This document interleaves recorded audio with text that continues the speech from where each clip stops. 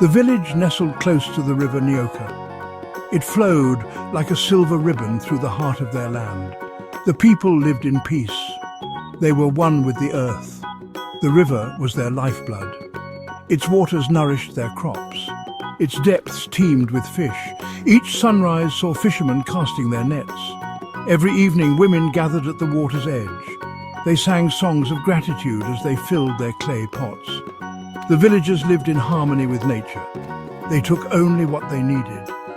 They gave thanks for every gift, for they knew the river held a sacred power. It was a power they both revered and feared. From generation to generation, stories were passed down. Tales whispered around flickering fires. They spoke of a powerful guardian spirit. This spirit, they believed, dwelled within the river's depths. It protected the waters and all who depended on them. The elders spoke of the guardian's immense size. They described scales that shimmered like 1,000 sunsets. They told of eyes that held the wisdom of the ages. The guardian, they said, was a serpent of immense power. No one dared to disrespect the river. Fear of the serpent's wrath kept them in line. Offerings were made at the water's edge. Prayers were whispered on the wind. The villagers lived in awe of the unseen protector. They knew their very survival depended on its grace. The seasons turned. The rains came and went. The river Nyoka continued to provide. But then a darkness fell upon the land. The rains failed to come. The sun beat down mercilessly. The land grew parched and cracked. The once abundant river slowed to a trickle. Its once clear waters turned murky and still. Fish disappeared into the depths. Crops withered in the fields. The villagers watched in despair. Their storehouses dwindled. Hunger gnawed at their bellies. Fear gripped their hearts. The elders held council meetings. They consulted oracles and made sacrifices. But still, the skies remained empty. The land thirsted. The people grew desperate. Among the villagers lived a skilled hunter named Kofi. He was known for his courage and his deep love for his family. But even Kofi's strength was tested during the drought. His family grew thinner. His children cried themselves to sleep. Kofi felt his heart grow heavy. He refused to let his family starve. One day he announced, "I will go to the forbidden part of the river." The villagers gasped. The elders shook their heads. "The guardian will punish you," they warned. But desperation had driven Kofi beyond fear. "I must provide for my family," he declared, "even if it means facing the serpent itself." Ignoring their pleas, Kofi set out, armed with his spear and his unwavering resolve. Kofi ventured deeper into the heart of the drought-stricken land. He followed the dwindling river upstream. The land grew wilder. Thorny bushes clawed at his clothes. The air hung heavy and silent. He reached a part of the river shrouded in shadow. Towering trees formed a dense canopy. Their branches blocked out the sun. It was a place where villagers never dared to tread, a place whispered to be the dwelling place of the guardian spirit.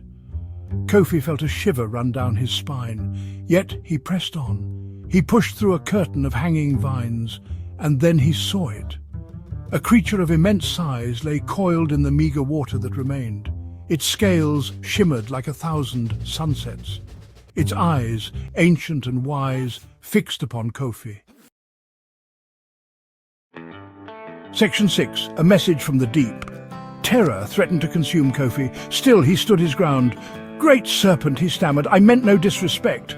The serpent regarded him with an unsettling calmness. Its voice, when it spoke, resonated like thunder rolling in the distance. "You dare trespass," the serpent rumbled, driven by greed, blind to the suffering you inflict. Kofi lowered his head. Shame washed over him. "My family is starving," he pleaded. "I had no other choice. The river's pain is the people's pain," the serpent intoned. "It is not by taking more, but by respecting what is given, that balance is maintained." Kofi listened, his heart pounding. He understood the serpent's message. He had been driven by desperation, not respect. Section 7. Kofi's return. Kofi returned to the village. He walked slowly. He carried no fish, only the weight of the serpent's words. He stood before the gathered villagers. Their faces, gaunt and etched with worry, turned towards him. He recounted his encounter with the Guardian. He spoke of his own folly. He shared the serpent's message of respect and understanding. "We have taken the river for granted," he confessed.